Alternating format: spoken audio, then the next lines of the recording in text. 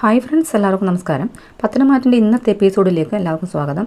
അങ്ങനെ കനക ദേവയാനിയോട് നയനയുടെ അവസ്ഥ പറഞ്ഞ് സങ്കടപ്പെടുകയാണ്. എന്നാൽ ദേവയാനി കേട്ടതായി പോലും ഭാവിക്കുന്നില്ല. പിന്നീട് അനി നന്ദുവിനെ ഒന്ന് കാണണമെന്ന് മനസ്സിൽ വിചാരിക്കുകയാണ്. അങ്ങനെ രാവിലെ ഓടാനൊക്കെ നന്ദു പോകുന്ന വഴിയെ പോവുകയാണ് അനി. എന്നാൽ നന്ദുവിനെ അവിടെയെങ്ങും കാണാതെ നിരാശപ്പെട്ട് നിൽക്കുമ്പോഴാണ് നന്ദു അതുവഴി വരുന്നത് അനി കാണുന്നത്. എന്നാൽ നന്ദു അനിയുടെ മുൻപിൽ ചെന്ന് പെടരുതേ എന്നും പറഞ്ഞാണ് നടക്കുന്നത്. എന്നാൽ രണ്ടുപേരും പരസ്പരം കാണുകയാണ്. അങ്ങനെ അനി നന്ദുവിനോട് ഒരു കാര്യം പറയാനുണ്ടെന്നും താനത് കേൾക്കണമെന്നുമൊക്കെ പറയുകയാണ്. അപ്പോൾ നന്ദു മനസ്സിൽ വിചാരിക്കുന്നുണ്ട്, എന്നെ ഇഷ്ടമാണെന്നും വിവാഹം കഴിക്കാൻ ആഗ്രഹിക്കുന്നുണ്ടെന്നും പറയാനാകുമെന്നും. നന്ദു അത് അനിയുടെ വായിൽ നിന്നും കേൾക്കാൻ ആഗ്രഹിക്കുന്നുമുണ്ട്.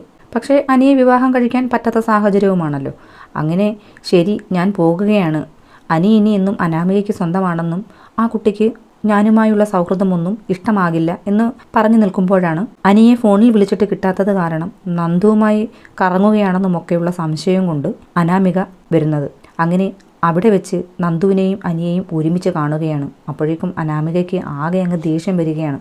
അങ്ങനെ അനിയുമായി പ്രശ്നമാകുകയും ചെയ്യുകയാണ്. അതിനിടയ്ക്ക് മറ്റൊരു കാര്യം പറഞ്ഞോട്ടെ, വീഡിയോ ഇഷ്ടമായെങ്കിൽ ലൈക്ക് ചെയ്യാനും അതുപോലെ തന്നെ ചാനൽ ഇനിയും സബ്സ്ക്രൈബ് ചെയ്തിട്ടില്ലെങ്കിൽ ഒന്ന് സബ്സ്ക്രൈബ് ചെയ്യാനും മറക്കരുതേ. അങ്ങനെ അനിയുമായി പ്രശ്നമുണ്ടാകുന്ന സമയത്ത് നന്ദു അവിടെ നിന്ന് പോകുകയും ചെയ്തു. അനാമികയ്ക്കാണെങ്കിൽ നന്ദുമായി അനി അടുക്കുന്നത് ഒട്ടും സഹിക്കാനാകുന്നതേയില്ല. പിന്നീട് അനാമിക അവിടെ വെച്ച് തന്നെ അനി പോയ ഉടനെ കനകയെ വിളിച്ച് പറയുകയാണ്, ആൻറ്റിയോട് ഞാൻ നേരത്തെ വിളിച്ച് സൂചിപ്പിച്ചതാണ് നന്ദു അനിയുമായി കാണരുതെന്നും, എന്നിട്ടും അത് നിങ്ങൾ കൺട്രോൾ ചെയ്യുന്നില്ല എന്നൊക്കെ പറഞ്ഞിട്ട് അനാമിക കനകയുമായിട്ട് ഫോണിലൂടെ ഒന്നും രണ്ടും പറഞ്ഞ് വഴക്കിടുകയാണ്. അപ്പോൾ കനകയ്ക്കാണെങ്കിൽ ആകെ ഭയമാകുകയാണ്. കാര്യം ഫോണിൽ അനന്തപുരിയിൽ വെച്ചാണ് ഈ സംസാരിക്കുന്നത്. അനന്തപുരിയിൽ ആരെങ്കിലും കേട്ട് കഴിഞ്ഞാൽ അത് വലിയൊരു വിഷയത്തിന് കാരണമാകും എന്നൊക്കെ ഇങ്ങനെ വിചാരിക്കുകയാണ്. വീണ്ടും നവ്യയ്ക്കും നയനയ്ക്കും അനന്തപുരിയിൽ ഒരു സ്ഥാനമുണ്ടാകില്ല.